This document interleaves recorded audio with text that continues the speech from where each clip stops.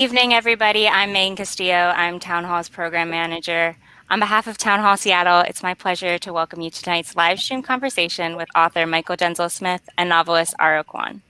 As we get underway, I would like to acknowledge that our institute stands on the unceded traditional territory of the Coast Salish people, particularly the Duwamish. We thank them for our continued use of the natural resources of their ancestral homeland. Thank you all for tuning in. Town Hall is proud to be a community-focused organization and a place where we can share and sustain ideas and creativity, even if it means we can't gather in person. I'd like to thank Michael and Reese for appearing tonight to help make that possible. Town Hall will be continuing to produce virtual content this fall, and many of our past talks are available in video or podcast form on our digital media library. Town Hall is adding new events and podcasts every day. Upcoming programs include Doug Kelball about urban design as a possible solution for climate change, Laila Lalami with Viet Thanh Nguyen about feeling like a conditional citizen in America as immigrants, Senator Sherrod Brown with Executive Dow Constantine about the legacy of progressive senators, and more. Town Hall and the nonprofit community at large have been put under significant strain due to the event cancellations and ever-changing landscape. We hope you'll consider extending your generosity to help support us during this difficult time by making a donation by clicking on the donate button at the bottom of your screen or becoming a member. You can make a donation online or text Town Hall to 44321 to give. Our partner booksellers have been hit by the negative effects of the COVID outbreak and can use your support as well. If you are interested in supporting local independent bookstores by purchasing a copy of the book being presented tonight, please use the link on this live stream page to purchase through Third Place Books. For viewers who want to watch this broadcast with closed captioning, we recommend viewing the stream via our YouTube page linked here in the chat. To enable real-time closed captioning, click the CC button in the bottom right corner of your video player. Tonight's presentation will be about 35 minutes, followed by Q&A. Michael and Reese will select questions from those submitted in the Ask a Question field at the bottom center of your screen. You can also vote on which questions will be addressed by clicking the arrow next to the question to upvote it. We cannot guarantee that we will be able to address every question, but we'll try to get to as many as possible. Please keep your questions concise and in the form of a question. Town Hall's work is made possible through your support and the support of our sponsors. Our Civic Series is supported by Real Networks Foundation, True Brown Foundation, KUOW, and Wyncote Foundation Northwest. Finally, Town Hall is a member-supported organization, so I'd like to thank all of our members watching tonight. Kwon's nationally best-selling first novel, The Incendiaries, was named a Best Book of the Year by over 40 publications and is being translated into 7 languages. Kwon's writing is published in the New York Times, The Guardian, The Paris Review, New York Magazine, NPR, and elsewhere. Mychal Denzel Smith is an American writer and commentator. He is a fellow at Type Media Center, a program established to enable and support emerging and established writers discuss complex social and political issues facing America and the world. His work has appeared online and in print in the New York Times, Washington Post, Harper's, The Atlantic, and many others. He has appeared on The Daily Show, PBS NewsHour, MSNBC, and more. He was featured in and was a consulting producer for Rest in Power, the Trayvon Martin story. In 2014 and 2016, TheRoot.com named him one of the 100 most influential African Americans in their annual The Root 100 list. He was also a 2017 NAACP Image Award nominee. His first book, Invisible Man, got the whole world watching, A Young Black Man's Education, published in 2016, became a New York Times bestseller. Smith's book, Stakes is High, Life After the American Dream, is the topic of tonight's conversation. Please join me in welcoming Kwon and Mychal Denzel Smith. Hey there. I think we have some technical issues with Reese, Kwon, but we'll get that squared away as soon as possible. Until then, I suppose I will just read a bit from the new book, Stakes is High, so that you can get a sense of what this book is and where my head was when I was trying to put this book together, and what issues I was trying to address and work through for myself and work through for hopefully a reading audience in the country. So I'll just read from the very first section here, which is titled "The Forethought." Uh, oh, uh, I won't be reading because Reese is here. Hi everyone, sorry about that. I don't know what happened. I didn't want to interrupt though, Michael. Did you want to? Are you done reading? Are you? No. All right. I was just going to read the by time. That's all. All right. Awesome. Okay. I'm a little dark because I changed rooms to get a better Wi-Fi connection. And that's why I look so darkly lit with this like weird chair. Like I feel like I have some like mafia vibe going on right now. And it's just like not usually my vibe, but so just to explain that. Okay. All right. So I'm so excited to be here with you all to talk about Michael's book. I read this book for the first time in June, July, sometime this summer. And Stakes is High, it really just like, it hit me like this beacon of light. I think like in this really hard, really scary time and what feels increasingly like a hard, scary time, there's a generosity to that book. There's a generosity and a clarity, an urgency that that just felt like I was reading somebody. I was just like reading someone who's like telling truths, you know, like telling like really profound truths that can be really hard to get to. And I was really grateful to read. I think it was one of the first books I was even able to read after the pandemic started. I know a lot of people have been feeling this. Like I was having a lot of trouble reading prose books, which was also very hard. So thank you, Michael. Thank you for giving me that gift. And I strongly encourage all of you to, if you haven't already, to buy this book and to buy it from Third Place bookstores, the wonderful Seattle bookstore that this buy the book link at the bottom of the screen will lead you to. It's more important now than ever to support independent bookstores. I don't want to live in a world that if and when this ends, I don't want to live in a world that doesn't have thriving bookstores all over the country. And Third Place Books itself is a really wonderful bookstore. Okay. And I'll just say, I loved what Kiese Lehman had to say about this book, so I'll quickly quote that. Kiese Lehman said, "Stakes is High is that rare book written before the pandemic that predicts the American response to the pandemic and also provides a soulful, rigorous way out of the destruction. Mychal Denzel Smith is the rarest of tenacious writers who remind us that the only way into a dignified, free future is backwards. And our refusal to go walk back together makes the stakes highest for the most vulnerable children of tomorrow." And that was Kiese Lehman, author of Heavy. And I was thinking about that, and I was thinking about this beautiful line in your book where you say, "I am always writing things I hope will one day no longer be true." I really just like sat with that line for a while, and I just wonder, how are you doing? Like, how are you doing with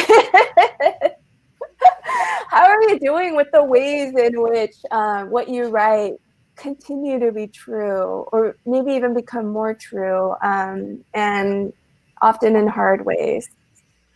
Yeah, I'll just say first that there's whiskey in this teacup. That's one way. Yes.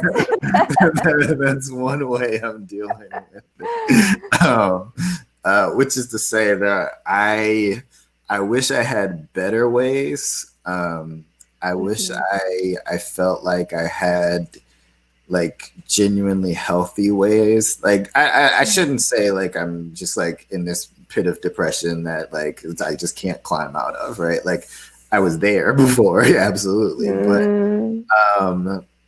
I should say, you know, first and foremost, like I'm a writer, and so what I attempt to do is write my way into and out of it, right?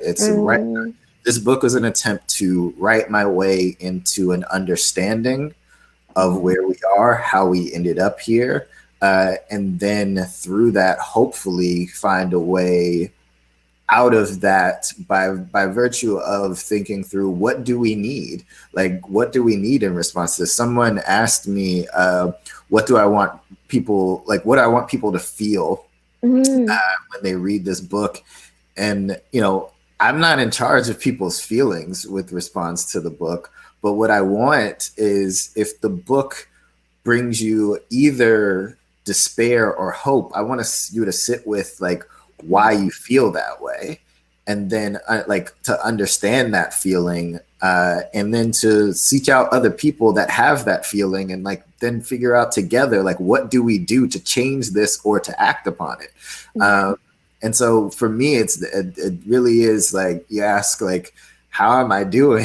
Just like I'm just trying and the best that I can through the work, to assess, with whatever faculties that I have and whatever like study that I've done to contextualize for other people what it is we're experiencing, and then hopefully it ignites something in other people, right? Like that's where I really have my faith placed, is that we come through all of this understanding the way in which we need each other, all the multiple ways in which we need each other, the ways in which like the formation of those community bonds are just more important now than ever. And that it's a response to the ways in which we've been conditioned to think individualistically, to think that our only path forward to prosperity and success has to do with the coercion and domination of other people, to deprive other people of their rights and resources, life-giving resources, that that's the only method, that's the only organizing principles that we can operate under. And I just want us to understand, like, we need each other. And that sounds very basic and it sounds very like kindergarten, but it's like this eternal truth, right? Of just like who we are as human beings. Like clearly you and I were talking before we hopped on here about the ways in which like loneliness just like creeps in with regards to this pandemic in our bodies, like just our bodies and its physical response to not being able to see and touch other people. And we're not built for that. Like you said, that we're not built to be able to withstand that. We need each other. And we need each other in ways that we don't know yet, and to tackle huge problems. Like the book is called Stakes is High because the earth is on fire, right? Like it's actually on fire. And we have just very little time to address that. We have to recognize our responsibility to one another. So that's the way that I get through all of this, is believing that my little contribution hopefully makes a difference in that project. I love that. Yeah, I've been reading about, as you might have also, I've been reading about this idea of skin hunger, how our bodies need, our skin needs contact with other human skin. And I really do. I have, as like an introverted writer, I have never been in a mosh pit, but I keep like wanting to be in a mosh pit. Like I just want to jump around a million bodies like around me. And I'm just like, this is really not me, but like, I keep having mosh pit fantasies and I think it's skin hunger. I want. Absolutely. Yeah. Well, there was something in the essay that you just published in the New York Times that was adapted from your book. You said something so beautiful about, well, I'll quote just a little bit of it. And you said, some of us broke 4 years ago and haven't recovered. And you quote a psychologist named Jennifer Panning, who calls the sort of increased anxiety, increased depression, and calls it Trump anxiety disorder. And you said that you can imagine coming out of this depression, or I'll just quote you, I can imagine coming out of this depression when I think of examples of people acting together to make the world better and fairer for themselves, but also for strangers. It's not unlike when I have to make myself return texts and phone calls. I can lift myself out of misery by remembering that I'm part of a collective and that we care about one another. And that's so beautiful. And I find that I just increasingly, like with each month of this pandemic, I find it to be true. And And I wonder if you have thoughts for people who maybe feel this and maybe haven't found as many ways of lifting themselves out of their own pits of sorrow by thinking about others, by doing this for others, for people we don't even know. Yeah, I mean, I think about that in terms of a lot in terms of activism that's been in response to the past 6 months or so, right? Mm-hmm. In the beginning of the COVID pandemic, very quickly across the country, across the globe, I mean, really, there were mutual aid networks being built. It was saying, like, we recognize this is more dangerous for the elderly, for the sick, people who are already disabled and rely on these forms of assistance that won't be available to them, right? Like all of this stuff put this pandemic put these people in an even more vulnerable position than they previously were, and groups within neighborhoods banded together and said, we will ensure that these folks get groceries, they will have their medicine, right? Like, and this is complete strangers, right? Like just saying, you need something, we will raise funds, we will put ourselves and our bodies on the line, like we will go to the grocery store for you. I mean, that's something that's not a policy. That's not something that you're going to find explored in an op-ed in the New York Times, generally, right? But that's something that's very tangible and just like and right there that doesn't require you to know theory. It doesn't require you to sign a petition, right? Like it just means I care about someone else and I will be there. I care about other people's survival, and I will do what I can in this what seems like a small way, but it's like huge for someone else, right?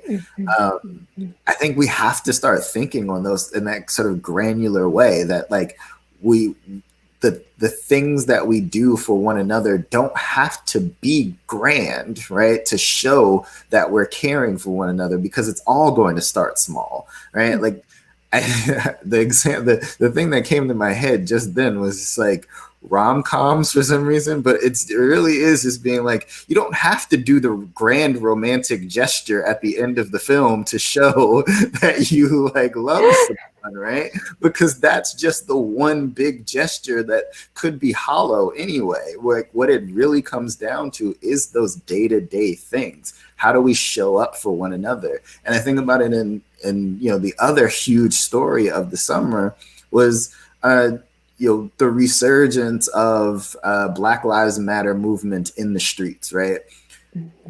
People were now in the midst of a global pandemic willing to put their bodies on the line in multiple ways. And because because of police violence that they would face, but also at risk for COVID as an airborne illness that spreads when you get large groups of people together. People were willing to put their lives on the line to say, oh, this is happening and it's not happening to me. It could, for some people, it could happen to them, but it's not happening to me. It's happening to folks that are my neighbors, folks that live in different states. It's happening to folks that I don't have any contact with, but it can't stand. And so I think it's that we have the examples already. Like we see it, we know what it looks like. It's a matter of, do you get out of your own comfort zone or your own sense of, how do I want to put this? I know that I can feel that my actions are meaningless, right? Because again, they don't seem to be moving the needle in any significant way. But I think we have to start thinking about every little action adding up and all of them pushing us forward in ways that we can't even see yet, but know that it's happening. Yeah, absolutely. Yeah, and like it just feels better, you know? Going back to this idea of like actually it'll help the person trying to help someone else, like it'll help you most likely. It'll really help you with your own feelings of helplessness, your own feelings of Yeah. despair. Like I find over and over and over again that when I'm feeling the lowest, when I'm feeling just like the lowest on hope, the best cure by far is not alcohol, you know? Like it's not any other number of substances. Like it's like the best help is to just do something, and it's incredible. It's like incredible medicine. I to focus a little on your absolutely wonderful book. Can you take a moment for anyone who hasn't read the book yet to just like tell us about the book? Tell us what you. Yeah. So the book is it's born out of the election of 2016, right? And I think for probably everyone on this this crowdcast, that was a moment of just deep deep despair, just a very hurtful moment that Donald Trump was elected president. It was for millions. Like a lot of people woke up the next day like, how in the fuck did that happen? Like how? It just didn't make any sense. How did America choose this openly racist billionaire who's been accused of sexual assault and on a number of occasions? How did you choose this vile, like incompetent, incurious, like stupid man? Like, how do you choose that person to be president of the United States, right? Well, in part because like we didn't, right? Like Hillary Clinton did get 3 million more votes than he did. So once you like look at that, you ask, well, how is that possible then? Well, it's because it's the Electoral College. And then you say, well, why does the Electoral College exist? Well, the Electoral College exists because the founders were trying to give more power to slaveholding states, right? So once you like follow this chain of things, you're just like, oh, so this is just baked in. This is baked into the system. This is the way that things are meant to operate.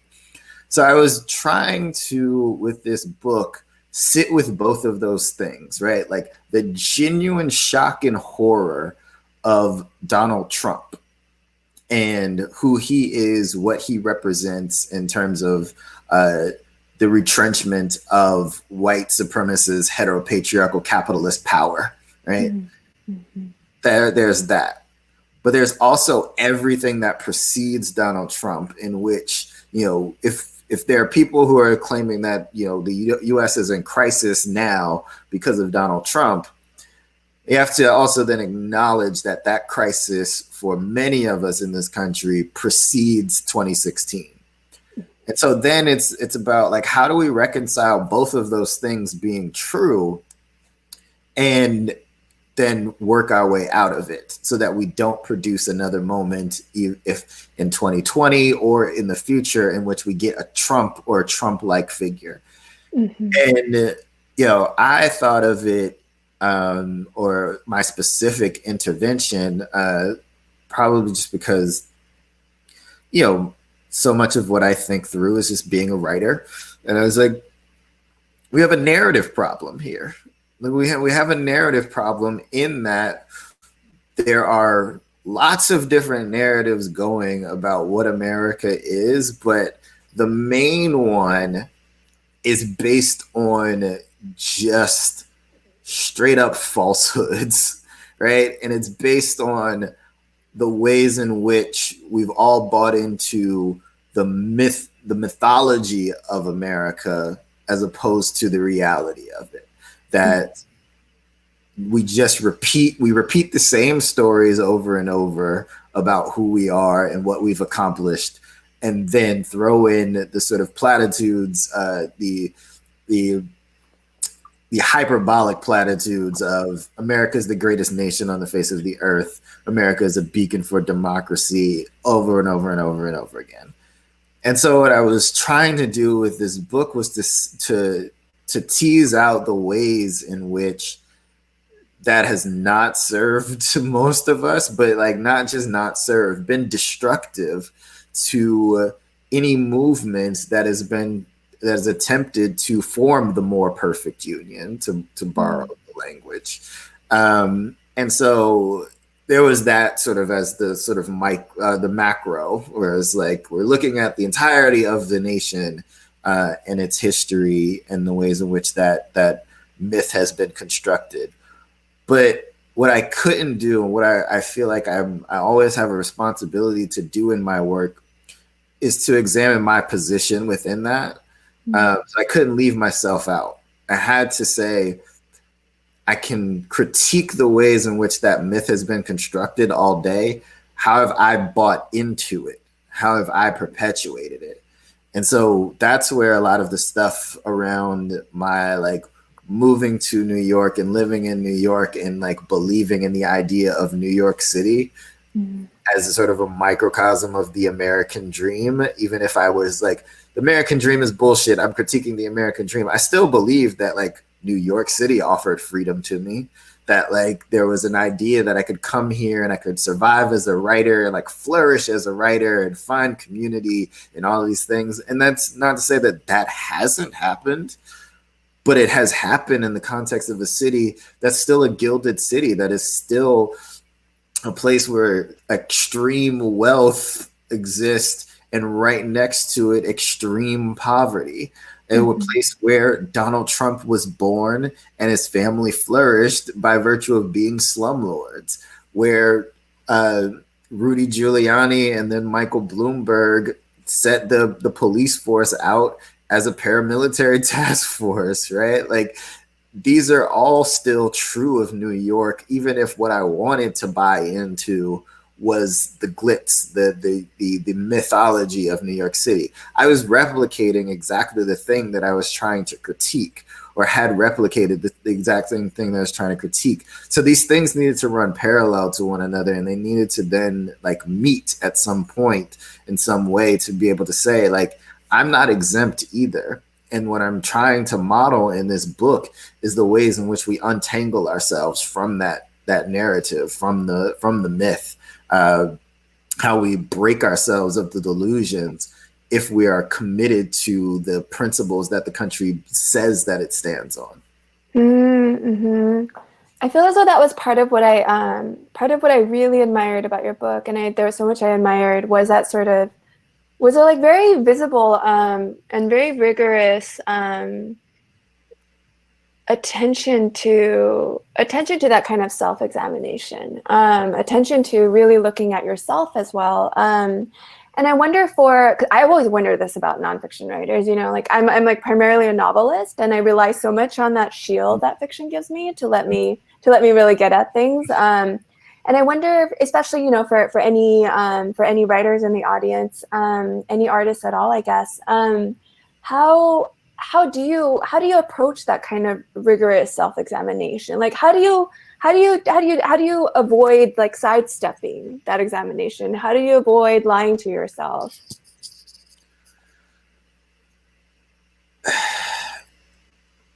Well, I think it's a commitment to do it in the work because I haven't done it in my life. You know, and I say that as someone who's like, I'm trying, like I'm working, I'm doing all those things, but when I come to the page, I'm trying to say, like, I want to model the person that I want to be, even if I'm not totally there, right? And so it is being committed to saying that this is the place where I think that could have been misconstrued. Go to therapy. Don't allow writing to be therapy, right? Right. But on the page, there is a way that I think my relationship to writing is that, like, I live in my head so much, and that, like, I'm trying to make sense of things outside of myself through the writing, and that I can't, or sorry, this answer's all over the place, but I think No. there's a way that like it would feel disingenuous to myself if I demanded the truth from outside of me without being able to reckon with the truth inside of me. To be able to say, how have I shown up lying to the world and undoing that? And I feel that as a responsibility for myself, for my own improvement as a human being, but also to an audience that's going to pick this up, that's going to try to wrestle with those ideas. I'm not trying to present to them perfection. I'm not trying to present to them an end product per se. I'm trying to show a journey. I'm trying to show the ways to get there, the ways that like I've been influenced by different schools of thoughts, the way that like different forms of pop culture show up, like all of these things to say, I didn't like, I wasn't fully formed before I wrote this down, or I wasn't fully formed before I was introduced to this idea. I come to this searching. I come to it so that I understand better. And once I'm unpacking the lies that I've told myself, about my relationship to the world, I think it makes it easier than even to be more forthright about the lies being told to me. Oh, that's so beautiful. So much. I that was so beautiful. I just want to like sit with that for a moment. But that helps no one. So let me let me ask you a question. With that, well, can I ask you a craft question? Could you say more about how you thought about the structure of this book? Yeah. So originally, this book was going to be about like 13 essays, like 13 individual essays that were going to be much shorter than like what shows up in the book. I thought what I was trying to do, or what I thought I was modeling after, was W.B. Du Bois' Souls of Black Folks. So that's why the bookend chapters are called The Forethought and the Afterthought, because that's what they're called in Souls of Black Folks. But I thought I was going to do something similar to what he has there, where it's like, I think he's got about 14 or 15, and I was going to do about 13 or so. Very shorter shorter essays that tackle sort of one topic and like do a deep dive into them. I was having a lot of trouble getting that done for almost the first year I was writing the book. Those weren't coming to me as easily. It felt like, and what it really was just that like I was finding that too many threads existed in one chapter that like tied to another, but then were separated and seemed like and would read then like they weren't connected, right? And what happened was I sat down with my editor and we're just like, those things need to collapse, and they need to be organized in a way that captures how connected all of these issues are, even if people aren't seeing it initially, right? So you know, there was going to be like there were like the parts about like abolition were going to be all together, right? But I couldn't separate some of those things from the ways in which they show up in people's lives and the way that we deal, like, you know, that third section there, like, deals with both like Bill Cosby and ideas of toxic masculinity and sexual assault and abolition and like Black trans women's lives. And it's like, yeah, because all of these things are interconnected and need to show up together, because I need people to be thinking about those things in connection with one another, because I feel like there's ways in which like the separation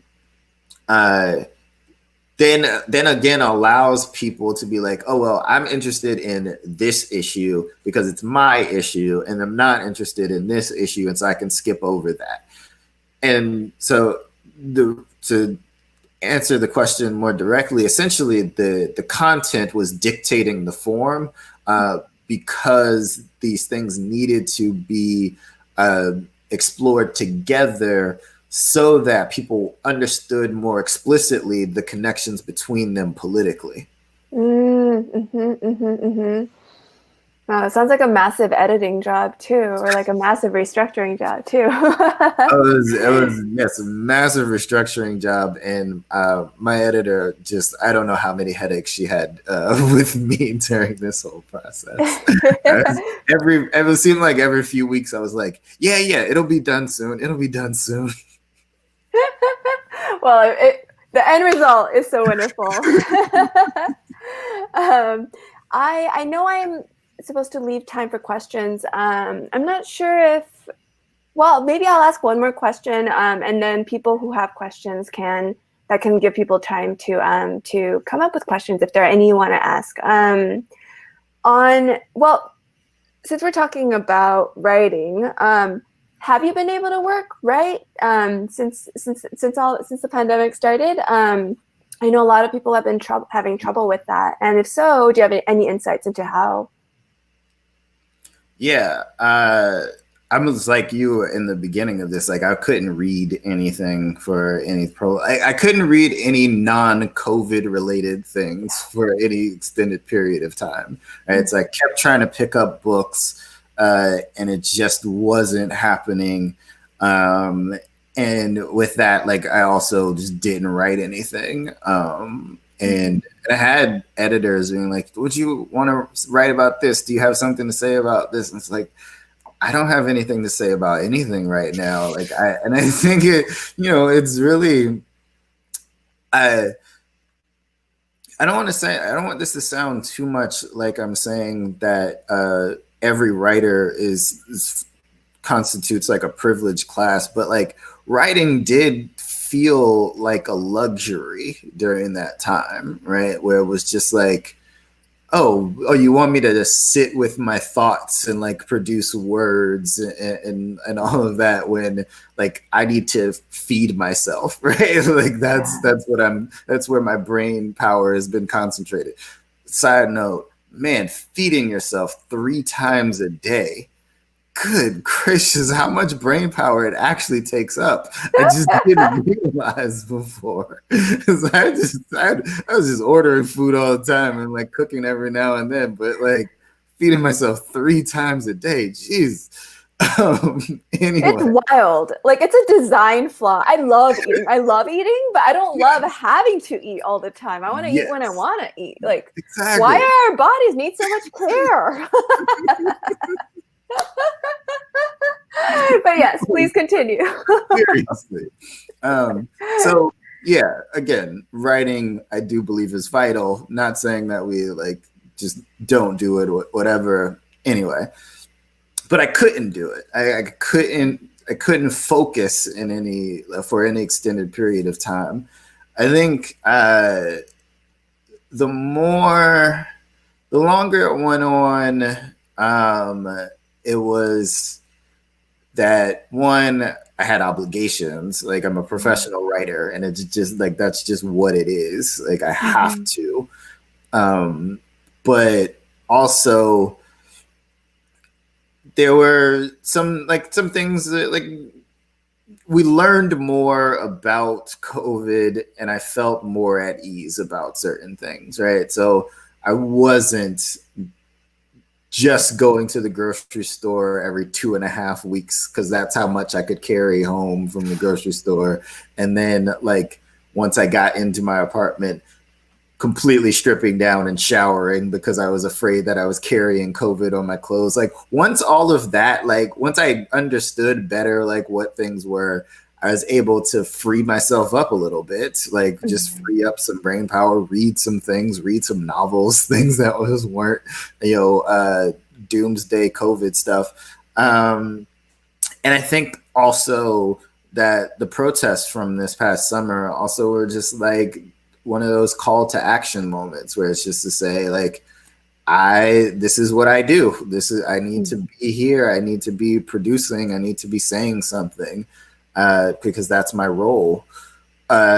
So I'd say, you know, the thing that even more so than the like obligation was just the recognition that like I need space from doing all the things that the pandemic was making me do in a way that I hadn't experienced before.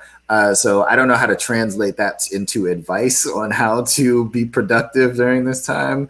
But what I can say is that like be gentle with yourself if you're not producing. Like be extremely gracious with yourself if you are not in a space that you feel like the words are coming, the thoughts are clear. That because like we are in just like frightening, unprecedented times. Things that you know, I mean, focus on yourself and your needs first and foremost. And if writing is one of those needs, I mean, it'll come. Yeah, yeah, yeah. No, absolutely. And I feel as though gradually something that's really been helping me is realizing how much books are helping me. You know, like so often on a really hard day, Yeah. the one good thing about that day will be that like I read a poem that really moved me, you know, and it's like, and that's incredible. Like that's a lot. So yeah, that's been doing a lot for me. That's a thing about like what the pandemic has done for us is revealed what's a necessity, right? Like we know the basics, but how many people have been turning to television and movies and novels and everything, right? Like art is a necessity of human life. Like we need it for our survival. And so it's to say, you know, like you are contributing something profound to someone's life that's like absolutely necessary by virtue of putting words to the page. That can spur you, that helps. Like that I definitely think hold on to that. You know, I'm glad that it's helped you because I'm such a fan of your work. I want to read everything. Thank you. And I'm such a fan of your work. I want to read everything. Well, I see a really lovely question from the audience. So let's see. Danielle asks, loved hearing about your writing journey. What or who keeps you grounded in the midst of being vulnerable? Do you ever discover more about your words, self, and others as you engage in talks like this? I'm always discovering things about myself. I think what keeps me grounded,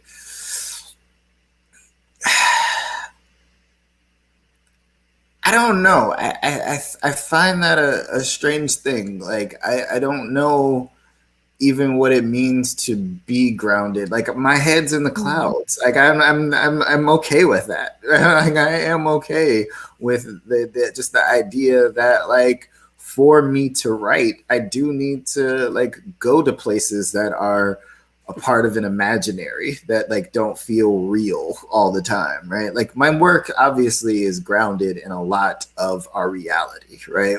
But to find the creativity of placing that on the page, right? Like that's not something that I'm like, oh, I need to feel like I'm connected to something that like I don't know. I don't know how I'm answering this question, but I will say that like I often need to get lost in order to be able to write, right? Like you know, I put in the acknowledgments of this book, Avengers Endgame, because it's a 3.5 hour movie and I watched it I don't know how many times while I was finishing up writing this book, right?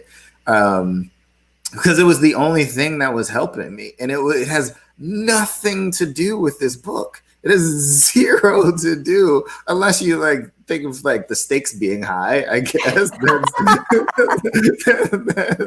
maybe like the stakes are pretty high in that film. Yes, like you know, half of the people in all of the universe have been wiped out. Yes, I guess the stakes are pretty high, but the politics are completely different from anyway.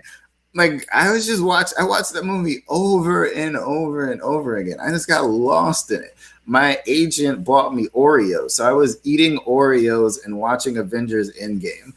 I don't know that I was grounded. What I was in the space that made me feel like I could produce. And I don't know, like that's going to be different for everybody. And like, you know, what I needed at that time was that, and that's all I can say to that question. It's like I don't know I don't know. I was grounded. I was just like I will produce from this spacey place. I will produce from watching Iron Man and Thor just kick Thanos' ass. Like that's just what I'm gonna do. I believe strongly in the kind of meditative space that I can get into by repeating something. Like I almost always write to like one song being repeated over and over again.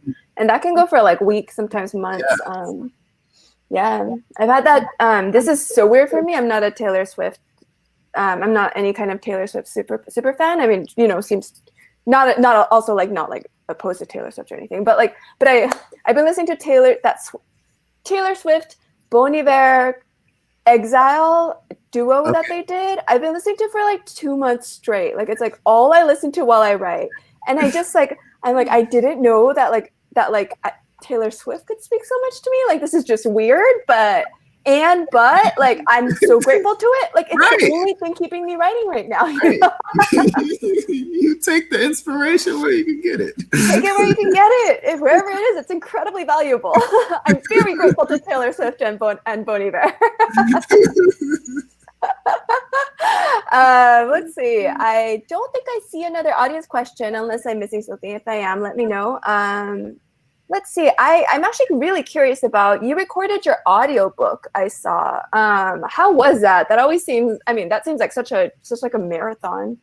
Oh man. I think because I also recorded the audiobook in the midst of pandemic and had to leave my neighborhood for the first time since the beginning. It was like 3.5 months in or something, 3.5 or like 4 months in. And I think I blew through it so that I didn't have to come back the next day. Like we had 2 days. We had 2 days of the studio scheduled, and I just I knocked it out in one because I was just like, I don't want to have to come back. And I mean, it was fine. Like but like the beginning is much crisper. Like they had to do an editing job at the end because by the end I was just like I was fumbling over so many things there at the end. But it was good. I didn't get a chance to do that for my first one, so it was an interesting experience. It had been a few months since I had like read the book all the way through.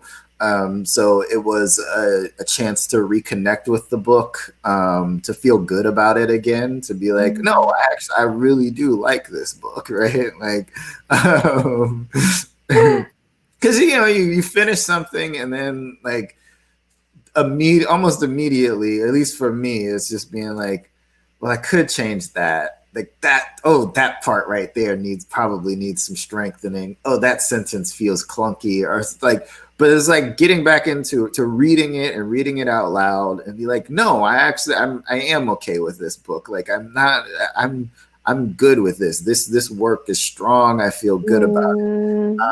So that was a good part of reading it. But it was I think I was like on a mission during the reading where it was just like, oh, you have 2 days book? I'm not leaving my apartment for a day. It's not happening.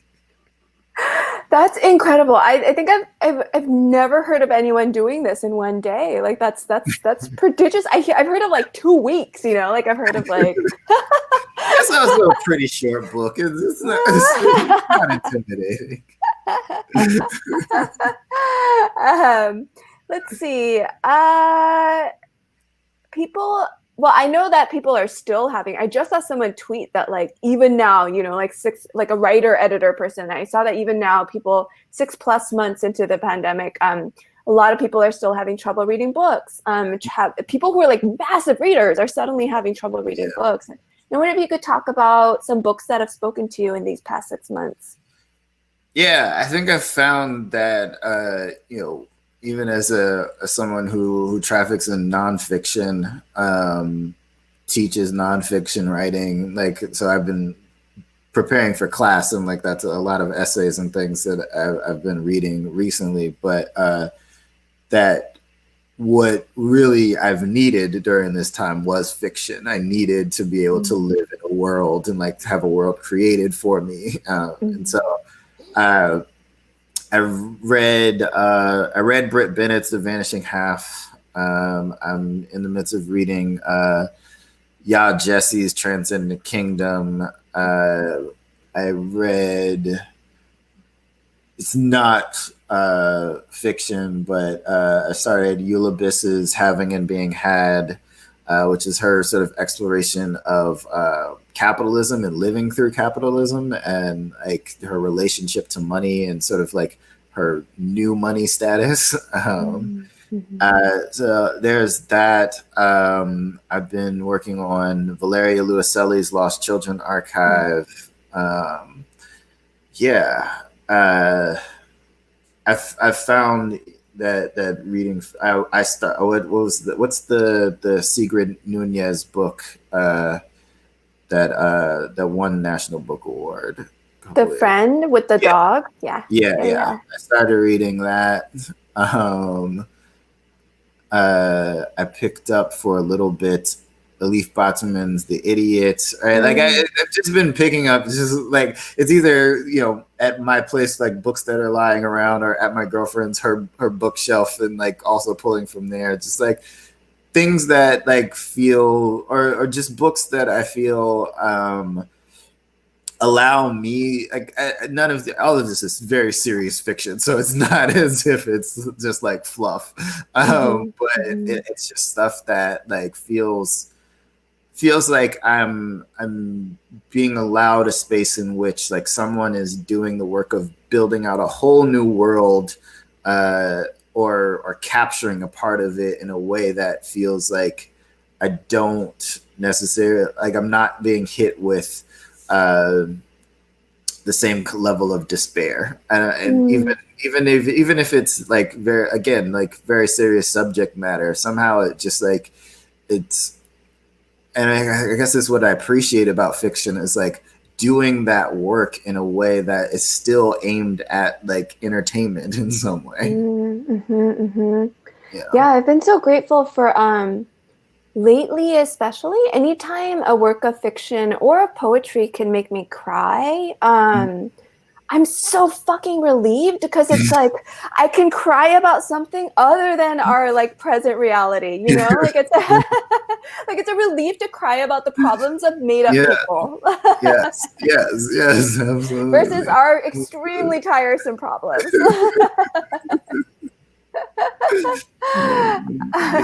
Much better for the soul. However, I will say that I think there's also so much to be said for, I am also getting so much out of reading books that help illuminate this present moment, help illuminate some of the confusion. And toward that end, again, I strongly recommend that you all pick up Mychal's book if you haven't already. It's really incredible. It's just like, it reads like I really do think that like if everyone in this country read it, like we'd be better off. Like it would help us. It would help the trajectory of our country. Yeah, stop reading and buying so many goddamn Trump books. Yeah. Let's stop trying to understand the clown, and let's just beat him. Let's just get him out of here. I'm sick of trying to understand that fellow. I know that I believe we're out of time, but is there anything else that you wanted to say to people? Is there anything else that... And I just want to thank you so much for doing this. I will say just again, I'm such a big fan. For anybody who hasn't read Incendiaries, please pick it up. Just incredible. Just love your work so much. Huge thank you to Town Hall, who's hosted me again, like hosted an event on the first book, and I really appreciate you and the support for this one. And Third Place Books, please buy your books from third place, support independent booksellers. It's so important, as Reese was saying earlier. Thank you to everybody that has shown up here tonight and showed up for this chat. This is so wonderful, and mostly because Reese is so brilliant. Thank you. This was so wonderful. Thank you for it. This was an honor. I really loved getting to talk with you. All right. Well, I want to thank both Mychal and Reese for being with us this evening. Thank you both for this great talk. And thank you for everybody else for joining in. If you enjoy this event, you can find many more like it on our website, townhallseattle.org. We hope you will consider making a donation to Town Hall, as your support will allow us to continue having events just like this one. And if you're interested in purchasing a copy of Mychal's book, Stakes is High, Life After the American Dream, please use the link on this live stream page to purchase through our friends at Third Place Books. And again, thank you for being here. Have a great evening, everybody.